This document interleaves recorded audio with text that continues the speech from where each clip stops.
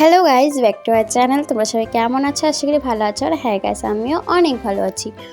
তো গাইজ, আমি এখন যাচ্ছি মেলাতে। যারা আমার আগের ব্লগটা দেখেছো তারা তো অবশ্যই বুঝতেই পেরেছো। সকালে আমরা মেলায় গিয়েছিলাম, পুজো দিয়ে চলে এসেছি। এখন আমরা যাব আবার মেলাতে। তো গাইজ, এখন আমার দিদি আসেনি। এখন আমি, বোন আর আমার মা আসছি, কারণ আমার দিদি সকালে অনেক কেনাকাটা করে নিয়েছে আর আমি কিচ্ছু কিনিনি। তাই আমি আবার যাচ্ছি। আবার বলতে আমরা প্রত্যেকবারই দুবার করেই যাই, আর আমার দিদি এবার আসেনি। আর আমরা গাড়িতে উঠে গেছি, দেখতে পাচ্ছ।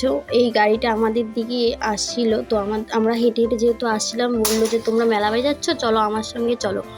তো আমরা গাড়িতে উঠে গেলাম আর খুব হাসাহাসি করছিলাম যে হঠাৎ একটা অচেনা গাড়িতে আমরা উঠে গেছি। আর এই যে মেলা বাড়িতে চলে এসেছি, দেখতে পাচ্ছ। আর সকালে বেশি একটা ভিড় ছিল না, কিন্তু এখন যে ভিড় হয়েছে, কিচ্ছু কিনতে পারিনি, খুব ভিড়। আমরা কিছু কিনিনি। মা একটা তরমুজ নিয়েছে আর আমরা বাড়ি চলে যাচ্ছিলাম। এটা আমাদের স্কুলটা, দেখতে পাচ্ছ কি সুন্দর সাজিয়েছে। তো সামনে যেহেতু বোট, এখানে অনেক পুলিশ এখন থাকছে।